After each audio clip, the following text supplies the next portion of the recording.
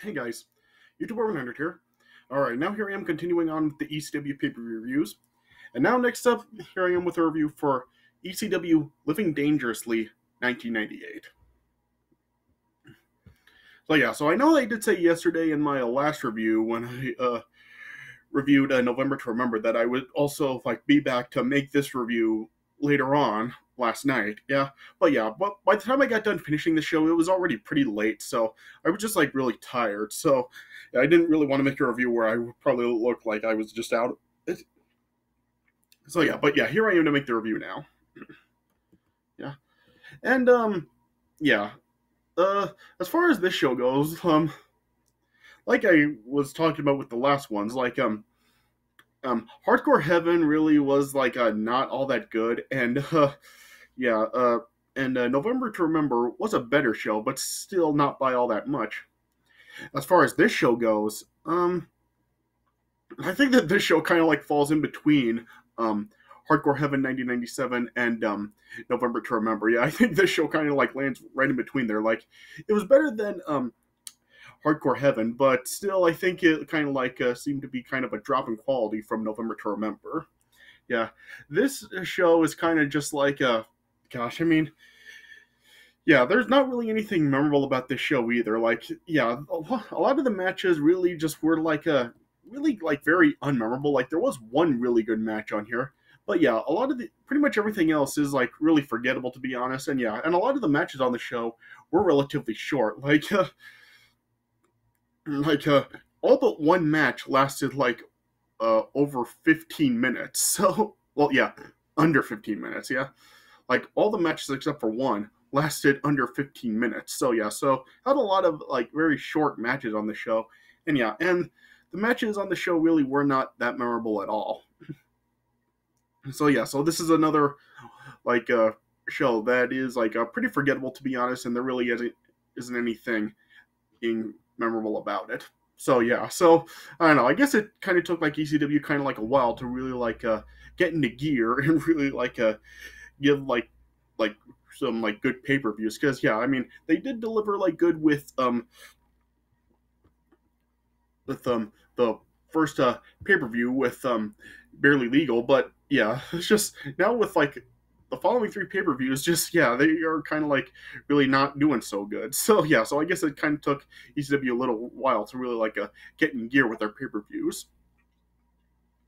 Yeah, this is still another one of the shows where it just really is pretty forgettable and not really anything that great about it. All right, so yeah, so I guess I'll just start talking about the show. All right, so the show kicked off with a tag team match. It was the FBI, Little Guido and Tracy Smothers, versus Jerry Lynn and Chris Chetti. And yeah, and this match really was just kind of just a substandard tag match. Yeah, there really wasn't anything that good about it.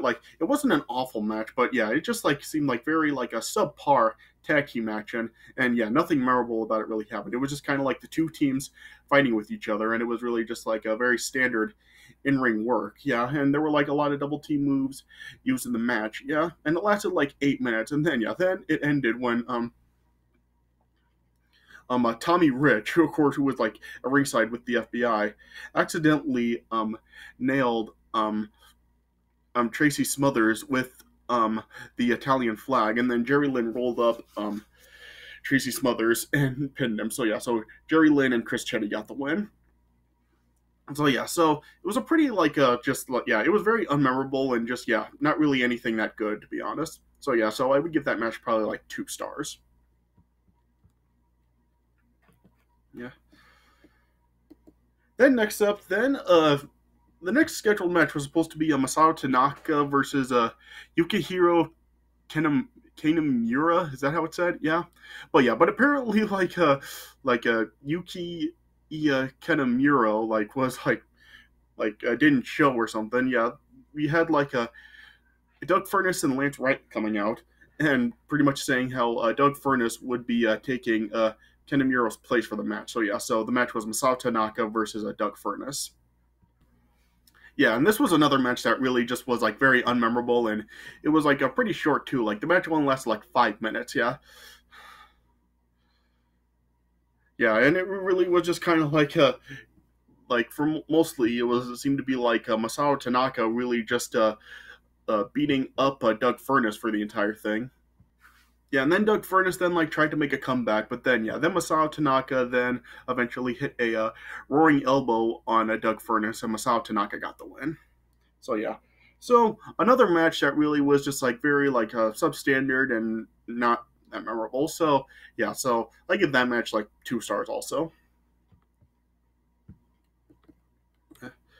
And then next up, then we had the match of the night. Yeah, definitely the best match. Next up, we had Rob Van Dam versus Two Cold Scorpio. Yeah, and this really was a pretty good match. Like some really good back and forth stuff here. Like this really did show like how good Two Cold Scorpio really was. Like yeah, yeah, like Two Cold Scorpio really did really awesome in the match, and so did RVD. Like yeah, this was just like a really awesome back and forth match. Like there was a lot of counter wrestling in the match. Like a lot of reversals in the match, and yeah, they survived like a lot of finishers in the match. Like yeah, it spilled to the outside. Yeah, yeah, and it really was just like a really good back and forth match between the two. Yeah, I think at one point I think it was Two Cold Scorpio hit a power bomb on RVD, but RVD survived it.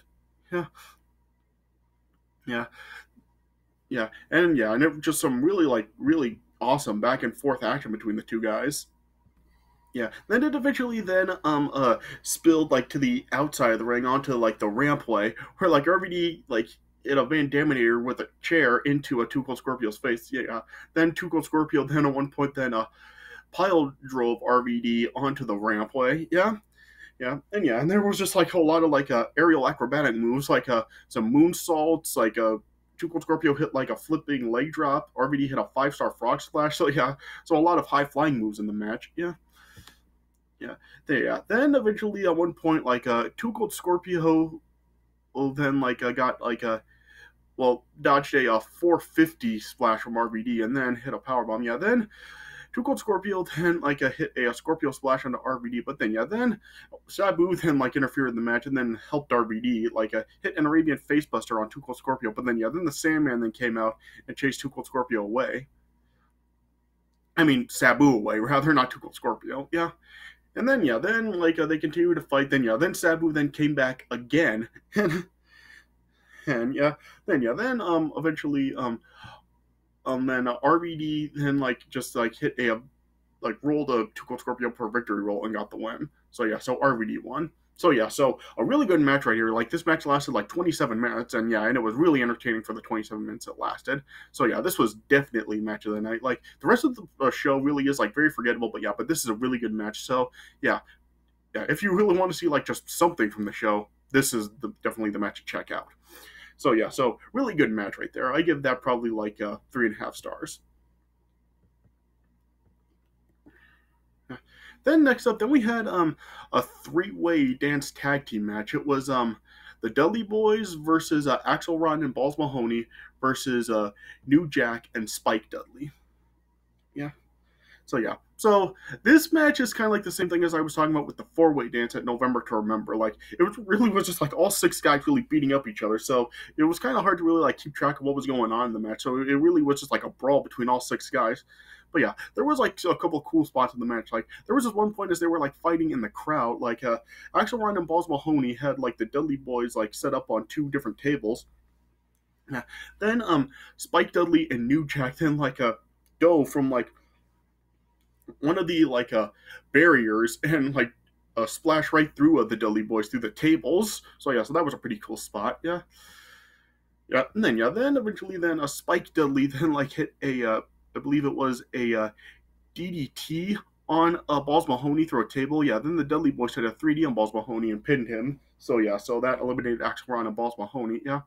Then Spike and New Jack then hit the Dudleys with guitars, and then Spike hit a Dudley Dog on Devon, and then New Jack then hit a 187 on Devon and pinned him. So yeah, so Spike Dudley and New Jack got the win.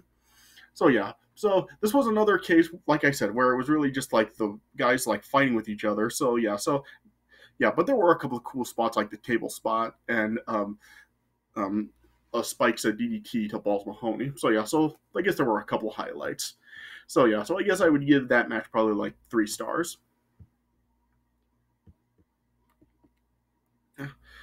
Then next up, then we had Tommy Dreamer versus Just Incredible.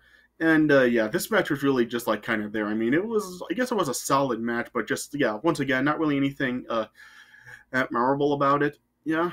It was just like the guys really like fighting back and forth with each other. Yeah. Yeah, there was like some weapon use in the match. Yeah. Then at one point, like Beulah McGillicuddy then like came out, and it looked like she was siding with Just Incredible, but then she low blow Just Incredible and hit a DDT on Jason. Yeah. Then Nicole Bass, who was at ringside as well with Just Incredible, then like tried to go after Beulah, but then yeah, Mikey Whipper then came out and hit a whippersnapper on Nicole Bass. Yeah. Then eventually then Tommy Dreamer then like hit a DDT on Just Incredible and got the win. So Tommy Dreamer ended up winning. So yeah, so like I said, it was just kind of like it was a solid match, but just not really anything memorable about it. So I would give that I guess 2.5 stars. And then next up, then we had the ECW World Television Championship on the line with Taz defending against Bam Bam Bigelow. And yeah, I guess this match was like good. Yeah, this was a good match, I guess. Yeah. Not really anything that memorable about it, except maybe for the ending, but yeah, it was like overall good. Yeah. Yeah. This, of course, like this event was like in Asbury Park, New Jersey, Bam Bam Bigelow's hometown. So yeah, so the crowd was like kind of like siding with Bam Bam, but also kind of like cheering on Taz as well. Yeah. Yeah, they were kind of like just like fighting with each other back and forth. It was kind of like solid stuff. Like I think at one point, Taz put Bam Bam Bigelow through a table. Yeah, then there was a cool spot in the match where it was like they were like fighting on the rampway once again, and Taz actually like gave Bam Bam Bigelow a belly belly suplex from the rampway all the way like down to the floor through the barricade into the crowd. So yeah, that was kind of a cool spot. Yeah. Yeah. Then they continue to fight with each other.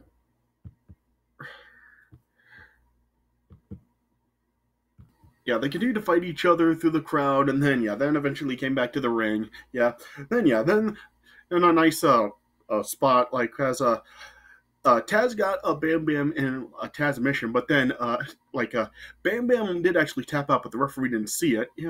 Then Bam Bam Bigelow then just fell back and drove Taz and himself like right through the ring. Yeah. Yeah, so yeah, it was like one of those spots where like they like fall through the ring. So yeah, those are spots that you really don't see very often in wrestling. Yeah. Then Bam Bam then like brought brought Taz back into the ring and then pinned him. So Bam Bam won the TV title. So yeah, so I guess that match overall was like good. So I would give that probably like 3 stars. Yeah. And then next up, then the next match that was shown was a Dueling Canes match between Sabu and Sandman. This match had actually took place like earlier on in the night, but yeah, they like showed it right here. Like they were saying how like they couldn't actually show this match actually due to the censors, but yeah, Paul Heyman was just like pretty much like forced this match to be shown.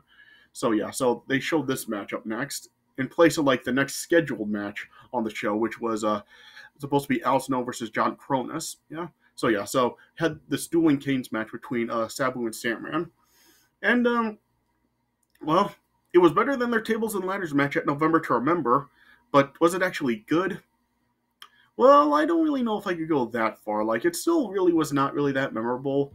Yeah, it really was just like a lot of weapon use in the match. Like, I really didn't see like a whole lot of canes used in the match. Like, it showed like when the match started, like RVD was like opposing as Sabu, dressed as him, just to like have Sandman like let his guard down for like the real Sabu to come in and attack him. Yeah. And the two guys were just like going at with each other. Like they were using like other weapons other than dueling canes. I think there was like steel chairs and trash cans and stuff used in the match. Then eventually RVD like came back and like helped Sabu beat up Sandman. Then Sandman was then like a set on a table, and then And RVD hit a 5-star frog splash, and Sabu hit an Arabian facebuster at the same time onto Sandman through the table, and then Sabu pinned Sandman to get the win. So yeah, so I mean, it was better than their tables and ladders match, but still still not a very memorable match. So I would probably give that I guess I would give it like 2.25. And then we got the main event. The main event was like a tag team match, and it featured both Chris Candido and Landstorm, who were the ECW Tag Team Champions at the time. They competed in a tag match. They both had their chosen partners to go up against each other in this match as a tag team match. Yeah, so Chris Candido had his partner be Shane Douglas, but yeah, when Lance Storm then came out, he didn't actually reveal his partner, but it showed his he came out with Sonny. So it was seemed to appear that Sonny was Lance Storm's partner. So yeah, so Lance Storm was fighting with Chris Candido and Shane Douglas. Yeah, but then Sonny then turned on Lance Storm. Yeah, so when it appeared that Lance Storm was on his own, then Lance Storm's real partner wasn't revealed, which was Al Snow. So yeah, Al Snow then came out. Yeah, and this really only lasted 4 minutes. It really was just Al Snow going apeshit and beating up Chris Candido and Shane Douglas. Yeah, the crowd was going nuts. The crowd was throwing in a whole bunch of styrofoam heads into the ring. Yeah, which was really weird. Yeah, then Al Snow of course used head in the match. Yeah,